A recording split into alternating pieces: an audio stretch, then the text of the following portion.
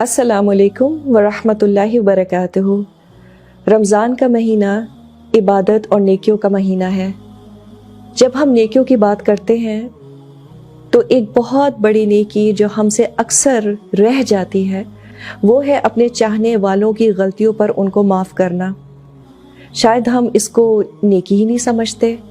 ہم کہتے لیکن میں صحیح تھی، انہوں نے میرے ساتھ برا کیا تو وہ معافی مانگے، وائی شوڈ آئی؟ عام طور پہ جب ہم لوگوں کو برداشت کرنے کی کوشش کرتے ہیں تو الٹا ان سے زیادتی کر جاتے ہیں، ان کی غیبت کر کے، اور یوں وہ اللہ کی نظر میں مظلوم، اور ہم زیادتیاں برداشت کرنے کے باوجود ظالم بن جاتے ہیں۔ I feel since I am the victim, therefore I've got all the rights to backbite۔ کیا آپ نے لوگوں کو یہ کہتے ہوئے سنا ہے کہ غیبت نہیں ہے یہ، وہ واقعی یہ کرتے ہیں؟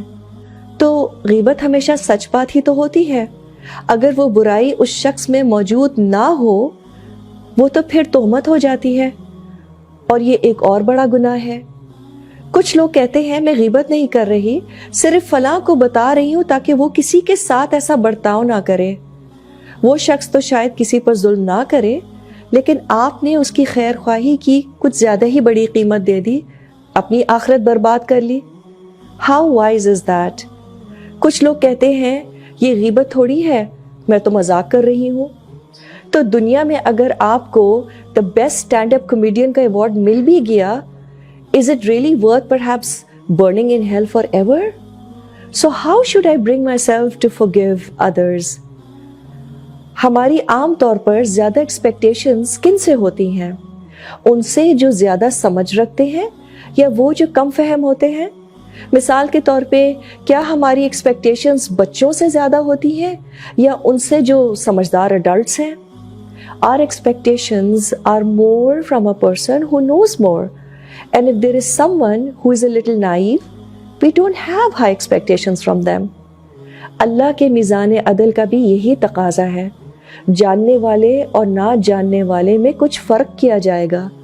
So the person with a better understanding of the situation is responsible to forgive and also to seek forgiveness۔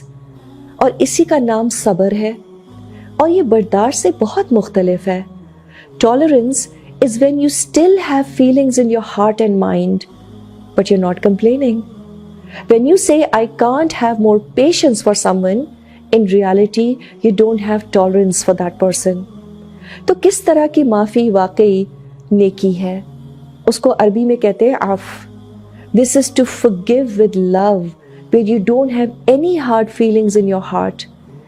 If you forgive and you cannot forget, that is not really forgiveness۔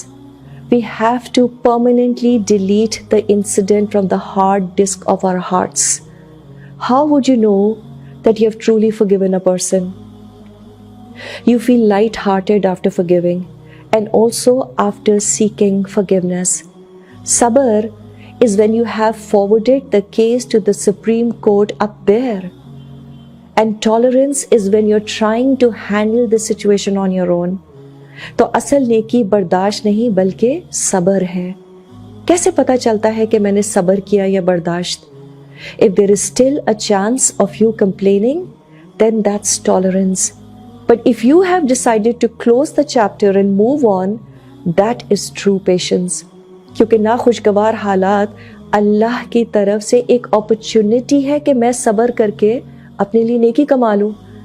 تو اس رمضان ہم دوسری عبادات کے ساتھ ساتھ اپنے دل بھی صاف کریں گے۔ اور کیوں؟ اس لیے کہ آج اللہ نے مجھے اس بات کا فہم دے دیا ہے کہ اس شخص سے مجھے اللہ آزما رہا ہے۔ It's no more about this other person. It's about Allah testing me and giving me an opportunity to earn His pleasure by forgiving this person۔ جب ہمارا فوکس اگلے شخص سے ہٹ کر اللہ کی قدر پر ہو جاتا ہے، this is a huge paradigm shift in life، اور پھر ہم خوشی خوشی اس کو ایک بڑی نیکی سمجھ کر دوسروں کو دل سے معاف کر دیتے ہیں۔ رمضان میں ہم خود بھی تو اللہ سے کثرت سے استغفار کرتے ہیں نا۔ اگر ہماری اس ایک نیکی سے اللہ ہمارے گناہ معاف کر دے تو کیا یہ برا سودا ہے؟ Isn't this a very small price to pay for being forgiven for all the sins that we commit? تو اس مہینے اللہ ہمیں صابرین میں شمار کر لے اور ہمیں ہمیشہ دوسروں کو دل سے معاف کرنے کی توفیق عطا فرمائے۔